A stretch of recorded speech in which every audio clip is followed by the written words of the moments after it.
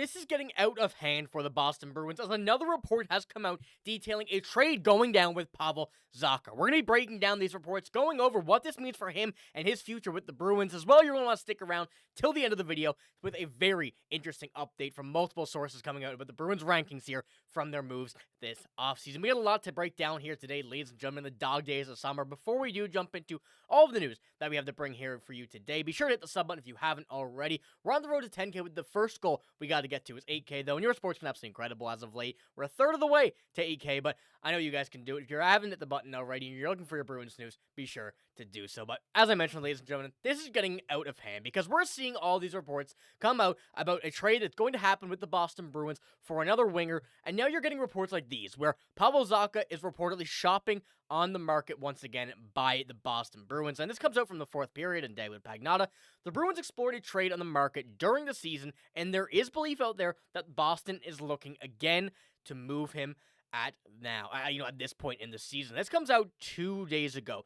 3 days ago, excuse me. So this is once again fairly recent from David Pastrnak, as we're not seeing too much on that front until this point. We remember at the end of the last season, the Bruins were looking at multiple trades. We obviously saw what they did at the deadline. Pavel Zacha's name was thrown into that mix, but was one player that stuck around, did not get traded, and now is looking to be on the market again, courtesy of the Boston Bruins. And this one, as I mentioned, makes no sense to me, because when we're looking at the teams that we're going to jump to in here in a minute that have been linked to Pavel Zacha, there is a zero chance the Bruins can make this team now, or even, I would say, in the next 2 to 3 years, get better. Obviously, there are some ways that it could happen, but looking at how these moves are going to relate to what we're seeing here, it's a very tough way to be able to make this happen. Now, I want to first pull up the lines we're looking at, because we got to get an idea of where Pavel Zacha has been playing over the past few seasons, and we can say there's fairly been 3 spots. Really, it's been the first line left wing with Morgan, in place of Morgan Geekie. That likely is not going to be happening now. I think this first line is we're going to be seeing earlier on next season, and if that works out, of course, that is going to be the first line, and the projected first line for a few years here now. Going to the second line, it's really been him or Casey Mittelstadt at center or left wing. I think both are pretty interchangeable, and whatever will happen there, is going to be the same result. It's going to be a pretty decent line there along with Victor Arvidsson or whoever it may be, but Pavel Zacha is no matter what in this top 6. He's been one of the better players in this top 6 with consistency over the past few years, and now coming into this and looking at Pavel Zacha as a player that could be shipped out here in this opportunity with what David Pastrnak is saying, and now the teams that we're going to jump into just here in a moment, it's genuinely insane to make it look, because when you're looking at the cap hit, pretty good contract. He's been very reliable for the Boston Bruins. Everything fits the bill for what the Bruins need in a guy like Pavel Zacha. 6'4", he's a bigger guy, center, left wing, 30 years old, when he expires. Great stuff so far, but going and looking at where he's been ranked, of course, in 16 with the daily faceoff, or the fourth period rankings here of the trade candidates, you're seeing teams reported to are Vancouver and Utah. Now, Vancouver seems to be in on everybody and out on everybody. There's really no solid reporting on what Vancouver's planning on doing, but Pavel Zacha has been one name that has really been sticking around more so than others. It's really been Marco Rossi and Pavel Zacha. And apart from that, nobody else. But when you're looking at Vancouver and Utah as teams that are looking for a guy like Pavel Zacha, and teams that have likely spoken to the Boston Bruins about Pavel Zacha, both of those teams right now are in a very similar situation to what the Bruins are. They're trying to build. They're trying to get better at the moment, at this very moment, trying to get players that are on this roster to stay on this roster. Now, when you're looking at that, what could they possibly give up, in relative, the sense of who's going to be traded on a possibility of those teams? Who would be traded that would make the Boston Bruins either get better now or in the next few seasons? And obviously, there's a lot of prospects that could be options here, but that would likely not be able to be the case in a one-for-one deal, or have it be, more given up by the Boston Bruins to be able to get a guy, just say like Jonathan Lekkerimäki from the Vancouver Canucks.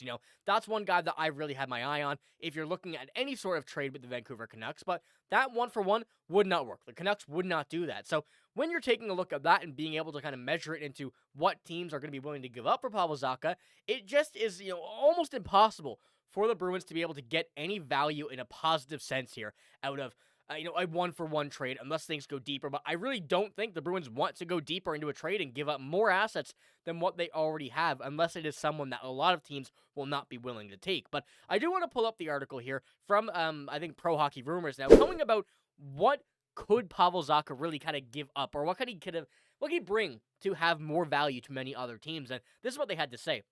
They're not unlimited in what they can do with Zacha, although they have slightly more flexibility after his 10-team no-trade list decreased to an 8-team on July 1st when free agency opened, and the 28-year-old, who's flipped between center and wing throughout his career, gives, of course, more teams the option to either play him at center or on the wing. Now, of course, Pavel Zacha, as I mentioned for the Bruins themselves, have had some success of him on the wing on the first line. He's played center on the first line and has done the same on the second line, and he's going to be that no matter where he goes. I really don't see Pavel Zacha as a bottom six player anywhere in the NHL, especially when it comes down to Utah and Vancouver.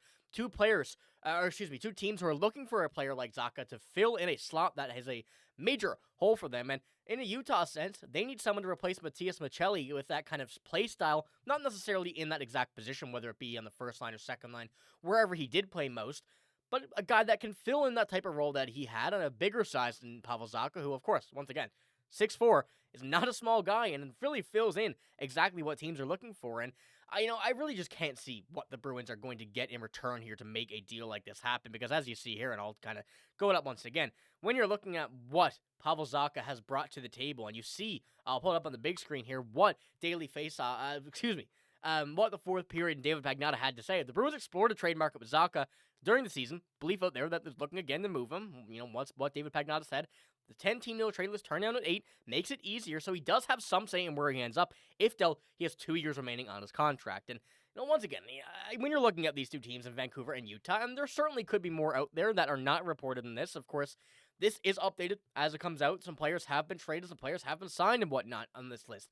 Now, going into it, where are things going to end up and how are things going to work out? I really don't see the Bruins trading any bit here. I think Pavel Zacha is someone that's going to be hung out, as kind of a piece that could be done for an extreme value, and I think that the Bruins are going to take this as a player that is not going to be given easily. He's going to be, if traded in a trade, will have a lot of return coming towards the Bruins, and that's the only way that they can do it. And if not, I honestly don't know what the Bruins are doing in a trade for Pavel Zacha, because there is zero way they will win anything unless they get extreme value in return that will help not just this season, but the next few years as well as we get closer towards a James Hagen's appearance in the NHL. Now, as I mentioned as well, kind of looking at his stats, he's been pretty consistent over his career. 47 points last year, 59, 57 with the Bruins. He's been a very, very solid player and been the best in his career. And with New Jersey, still was very, very on a good trajectory throughout those seasons, and has been a player that's been very consistent, but took that next level when he came to Boston, even